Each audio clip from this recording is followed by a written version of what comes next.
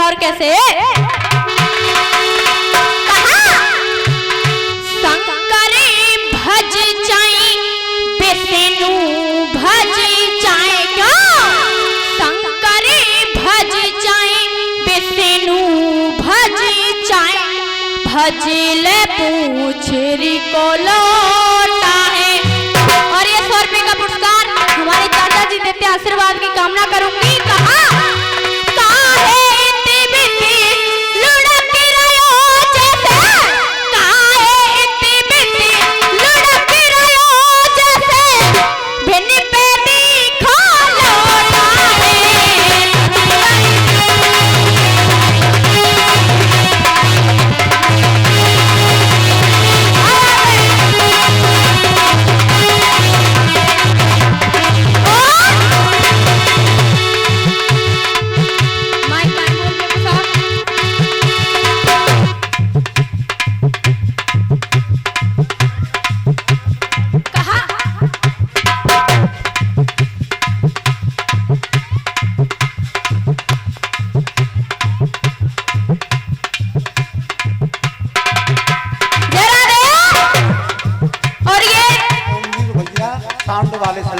और ये हमारे लिए 100 रुपए का पुरस्कार ओमवीर भैया साउंड वाले देते आशीर्वाद की कामना करूंगी। कहा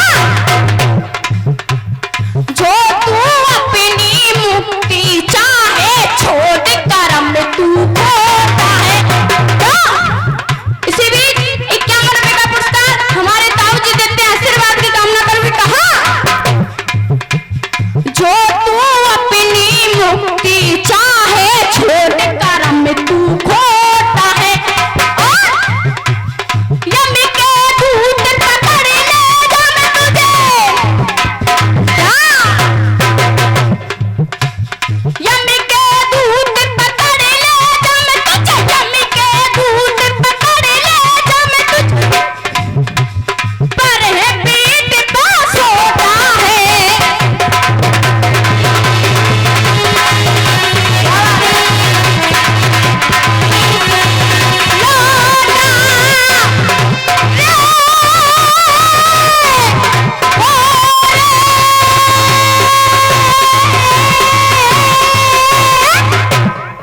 अपने ध्यान को लगाएंगे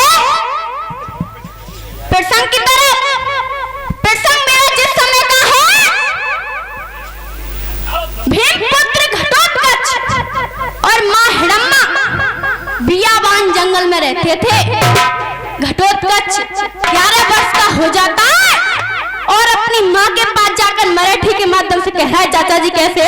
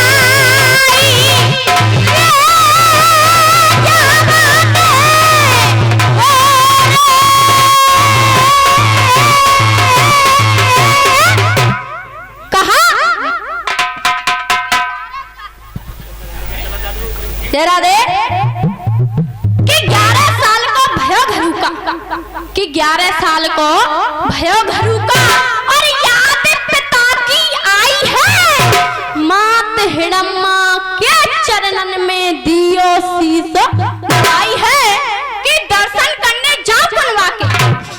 भीमपुत्र घटोत्कच कह रहा है कि दर्शन करने जाओ कुनवा के और देव पतो बताई है और लक्ष्मण के हजिया पुरवारो करे नई का ताई है।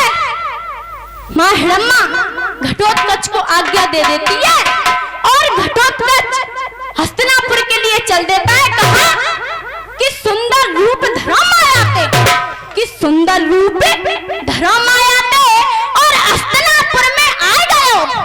सो जाए पहुंचो दरबार, सो जाए पहुंचो दरबार, हाथ जोड़ के विनती की निझा बेटी सभा अपार कि दर्शन करबे आया बनीते, कि दर्शन करबे आया बनीते और वीर घरू का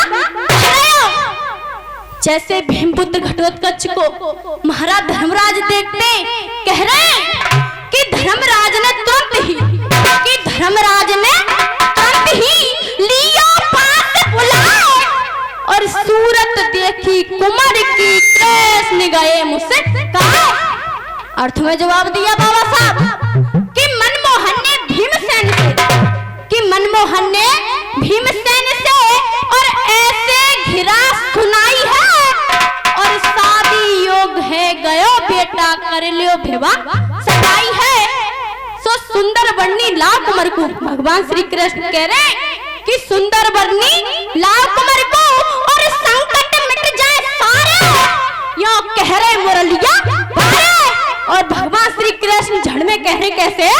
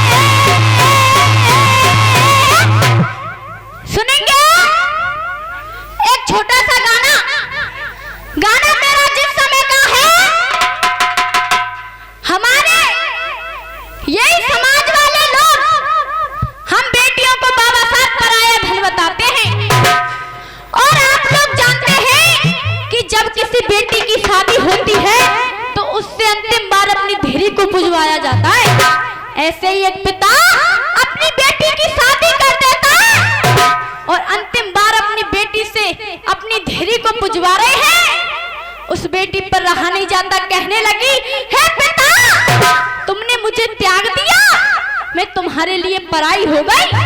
और वो बेटी कह रही है, कैसे?